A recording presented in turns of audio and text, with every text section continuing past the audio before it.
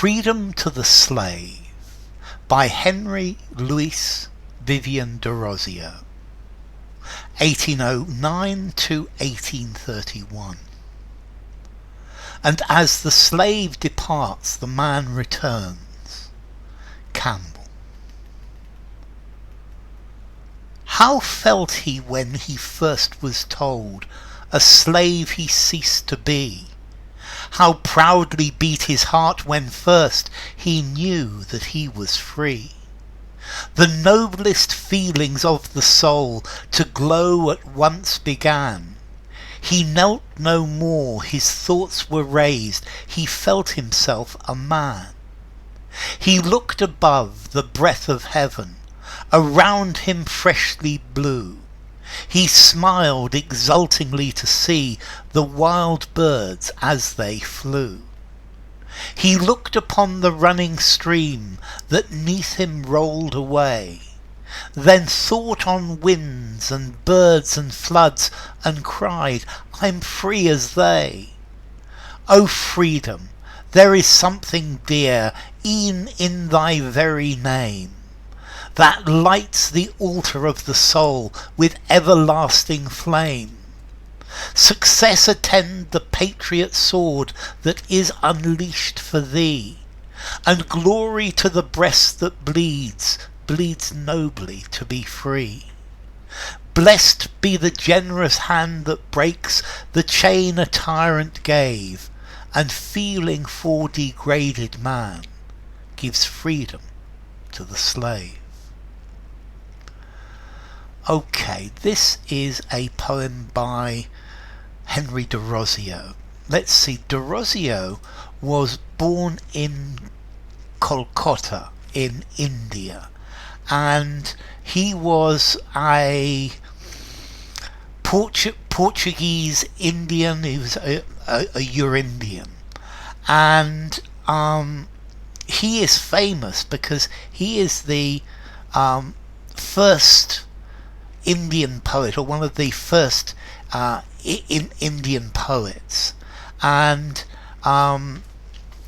he was part of the Bengal Renaissance.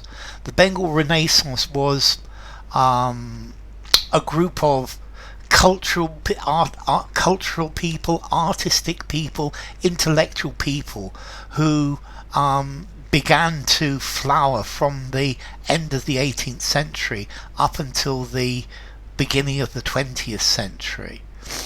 And Derozio was a free thinker.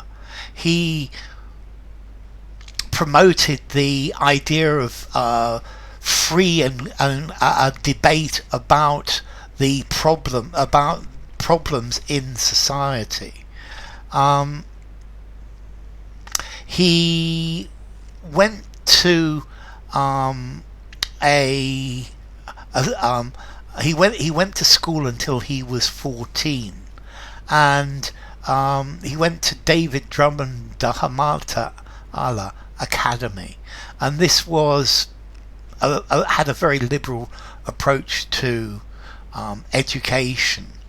And when he was 14, he left and started working for his father's office.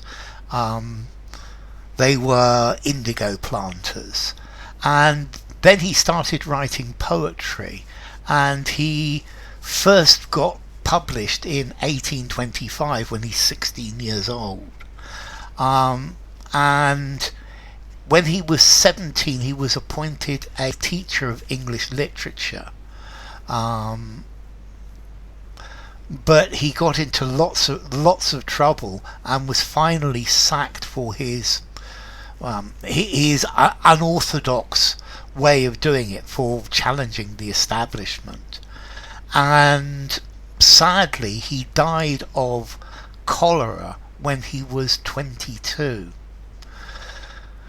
So what's this poem about? Well, this poem is about slavery.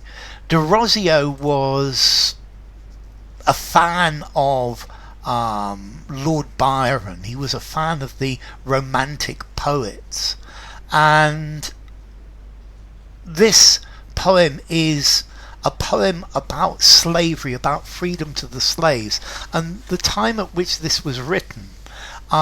This was the freedom for slavery was a very it was a trending subject in at that time. This is before the American Civil War, but this is where it is towards the emancipation of slaves.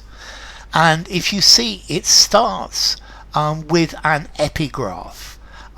This is by an epigraph from the Scottish poet Thomas Campbell. And as the slave departs, the man returns. So this epigraph, this is an introduction to the poem. It's saying that as a man becomes more free, then he becomes a real person. Freedom takes away our so freedom gives us back our individuality. Slavery takes away the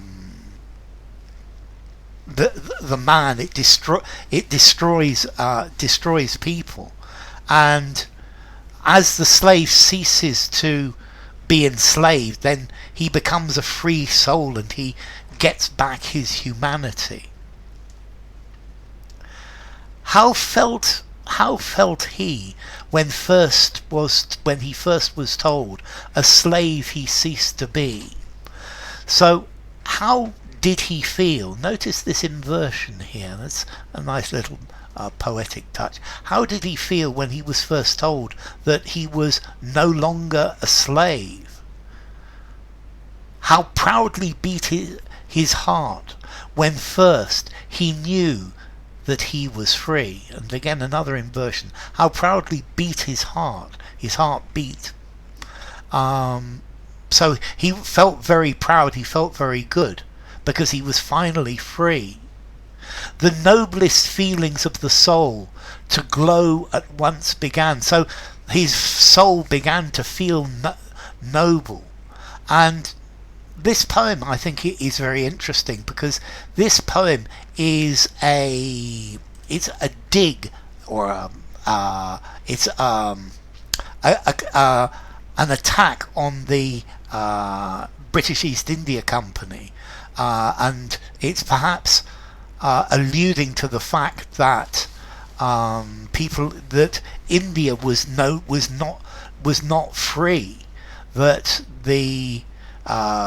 this fact of slavery was something that was in India as well, and that Indians needed to be free. He doesn't say this directly. He just says the soul, and this could the soul is free, the slave, and it doesn't say where it is. But to me, it's very clear he is referring to India as well. So the noblest feelings of the soul to glow at once began. So the soul feels wonderful, and the soul begins to shine. He knelt no more. His thoughts were raised. He felt himself a man. So he didn't have to kneel down to his owner. The things that he thought of became better and better. They became raised more and more, more and more elevated, and he felt a real man. He looked above the breath of heaven, around him freshly blew. So he looked up to heaven. He looks up to God, and to the breath of heaven is the winds of heaven are around him, and he's breathing the fresh, cool air. He smiled exultingly to see the wild birds as they flew, and now he was as free as a bird. He could fly where he wanted. He was the master of his own flight. He was now able to fly. He looked upon the running stream that neath him rolled away. He looked down at this stream that is rolling away, and this stream, it decides where it goes. This stream is not a slave. These birds are not slaves. The air, the human breath is free, and cried, I'm free as they. So he says, I'm as free as these birds, I'm as free as the wind, sorry. Then thought on winds and birds and floods, and cried, I'm free as they. So he thought about the wind and the birds and the water, and he said, I'm as free as they are. O freedom, there is something dear, e'en in thy very name. So there's something wonderful in just the name of freedom. It's something magic that lights the altar of the soul with everlasting flame.